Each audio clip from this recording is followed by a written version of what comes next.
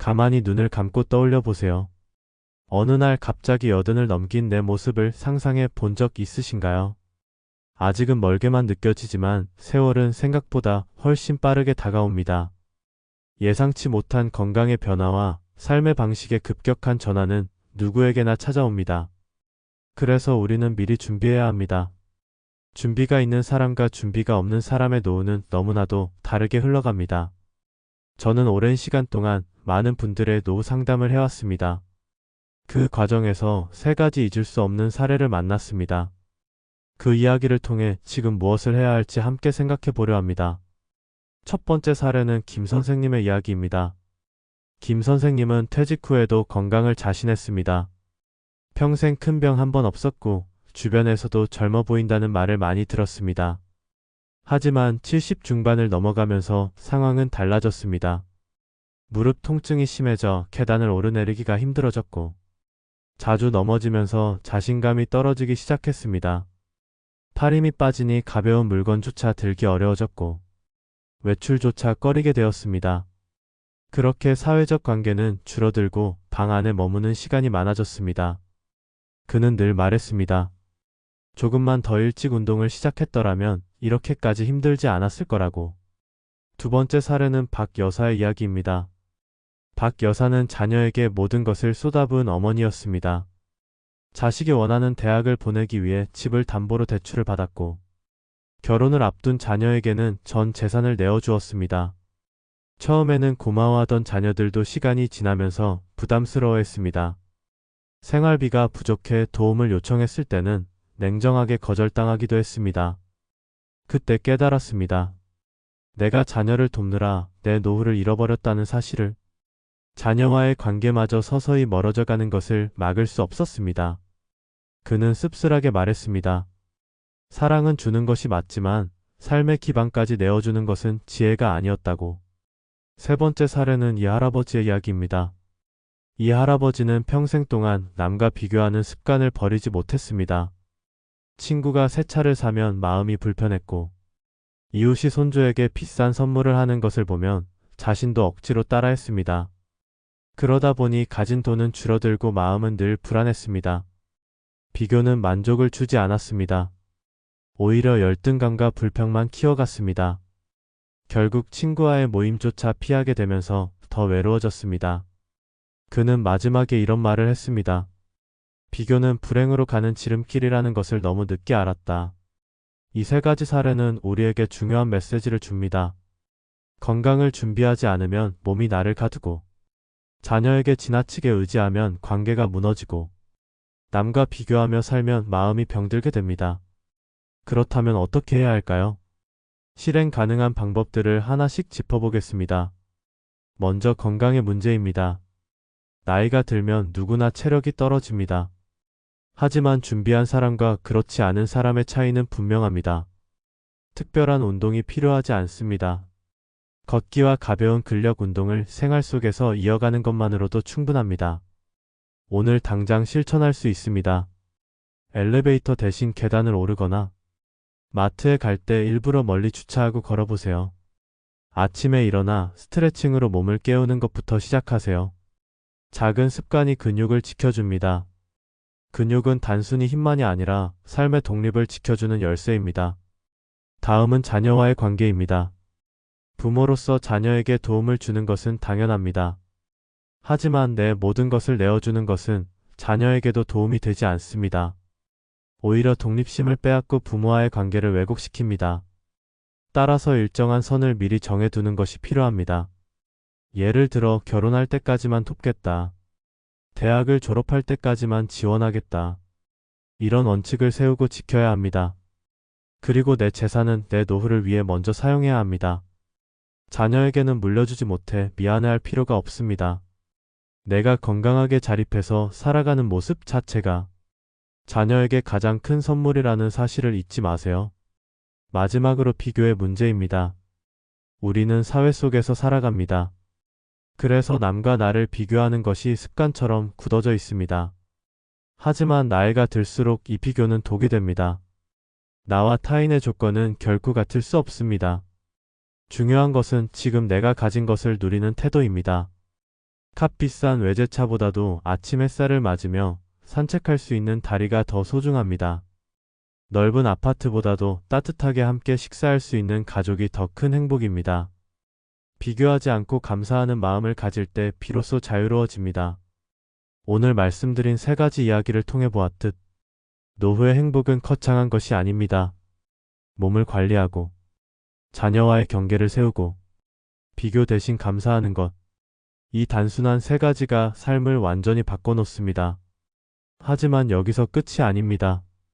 이제 더 깊이 들어가서 우리가 실제로 어떻게 삶을 설계해야 하는지, 어떤 마음가짐이 필요하고 어떤 습관을 이어가야 하는지를 구체적으로 나누려고 합니다. 그 이야기는 이어지는 다음 시간에 말씀드리겠습니다. 사람은 누구나 나이를 먹습니다. 그리고 그 나이가 80을 넘어서면 삶의 무게와 질감은 확실히 달라집니다. 지금 50대와 60대인 우리가 준비하지 않으면 막상 그 시기가 왔을 때 당황하고 불안에 휩싸이게 됩니다. 많은 분들이 80 이후의 삶을 미처 생각하지 못합니다. 아직은 건강하고 움직일 수 있으니 나는 그때까지도 별일 없을 거라 믿습니다. 그러나 실제로 상담 현장에서 만난 어르신들은 입을 모아 이렇게 이야기합니다. 내가 상상했던 것과 전혀 달랐다고. 그 차이를 미리 알았더라면 훨씬 지혜롭게 준비했을 거라고. 80이 넘어가면 가장 크게 달라지는 것은 건강입니다. 70대까지만 해도 의지가 있으면 산에도 오르고 여행도 다니고 친구들과 모임도 할 수 있습니다. 하지만 80을 넘기면 몸의 근력이 눈에 띄게 줄고 회복 속도도 현저히 늦어집니다. 작은 병 하나가 큰 병으로 이어지기도 쉽습니다. 여기서 중요한 점은 그 변화가 갑자기 찾아온다는 것입니다. 어제까지 잘 걷던 다리가 오늘부터 아프기 시작하고 어제까지 괜찮던 시력이 급격히 떨어지기도 합니다. 따라서 지금 50대와 60대라면 몸을 단단히 다져두어야 합니다. 근력 운동은 선택이 아니라 필수입니다. 하루에 10분이라도 꾸준히 움직이는 습관이 80 이후를 지켜주는 가장 강력한 보험입니다. 두 번째로 달라지는 것은 관계입니다. 80을 넘기면 사회적 역할이 대부분 사라집니다. 직장에서의 자리도 없고 자녀들마저 독립해 따로 가정을 꾸렸습니다. 모임에 나가는 것도 점점 힘들어지고 집에 머무는 시간이 길어집니다. 그러다 보면 자연스럽게 인간관계의 폭이 줄어듭니다. 문제는 그 고립감이 정신 건강을 크게 위협한다는 사실입니다. 외로움은 단순한 감정이 아니라 치매와 우울증을 불러오는 주요 원인입니다. 따라서 지금부터 관계의 끈을 단단히 이어가야 합니다. 취미 모임을 꾸리고 함께 운동할 동료를 만들고 때로는 새로운 친구를 사귀는 연습도 필요합니다. 가족만 바라보기보다는 나 스스로가 사회 속에서 작은 역할을 이어갈 방법을 찾는 것이 중요합니다. 세 번째로 달라지는 것은 돈의 쓰임입니다. 80이 넘어가면 소비의 성격이 완전히 달라집니다.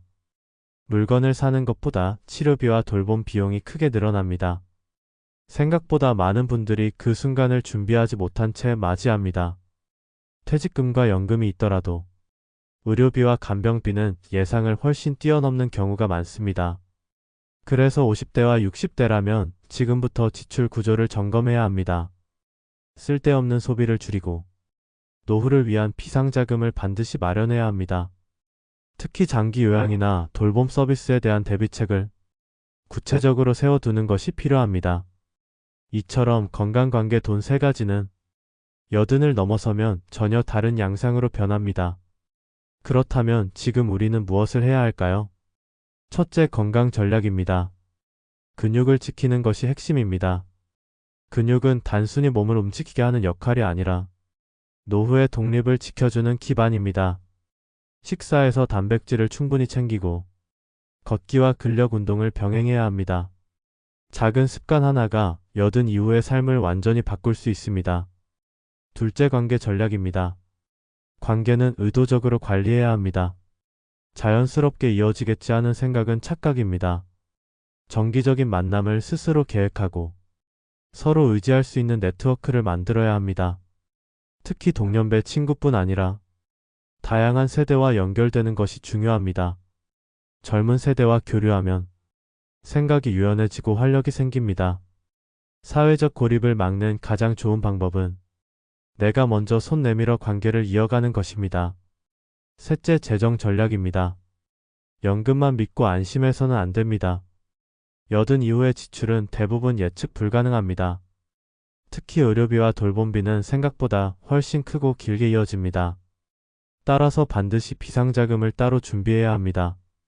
또한 가능한 한 오래 소득 활동을 이어가는 것이 좋습니다. 전문성을 살려 강의를 하거나 작은 부업을 통해 현금 흐름을 유지하는 것이 필요합니다. 돈이 많아서가 아니라 돈의 흐름이 끊기지 않는 것이 안정감을 줍니다. 마지막으로 마음의 전략이 있습니다. 여든이 넘어가면 삶의 의미가 흔들리기 쉽습니다. 젊을 때는 성취와 성장에 집중했다면 이제는 존재 그 자체의 가치를 발견해야 합니다. 작은 일에도 감사하는 마음을 키우고 비교 대신 만족을 배우는 것이 필요합니다. 삶의 기준을 낮추는 것이 아니라 새로운 눈으로 바라보는 연습입니다. 햇살을 받으며 걷는 순간, 가족과 함께 나누는 따뜻한 밥 한 끼, 이런 사소한 순간들이 여든 이후 진짜 행복을 만듭니다. 오늘 말씀드린 것처럼 여든을 넘어서면 건강, 관계, 돈, 마음, 이 네 가지가 완전히 달라집니다. 50대와 60대의 지금은 그 변화를 준비할 수 있는 마지막 황금 시기입니다. 지금 준비하지 않으면 뒤늦게 후회하게 됩니다. 여러분은 지금 어떤 준비를 하고 계신가요? 아직도 나는 괜찮겠지 하고 미루고 계신가요? 아니면 작은 실천이라도 오늘부터 시작하고 계신가요? 앞으로 이어지는 이야기에서는 더 구체적으로 실천할 수 있는 방법, 그리고 실제 사례를 통해 확인할 수 있는 전략들을 말씀드리겠습니다. 오늘 영상이 도움이 되셨다면 구독과 좋아요 부탁드립니다. 여러분은 여든 이후 어떤 변화를 가장 걱정하고 계신가요? 댓글로 나누어 주시면 함께 이야기 나누겠습니다.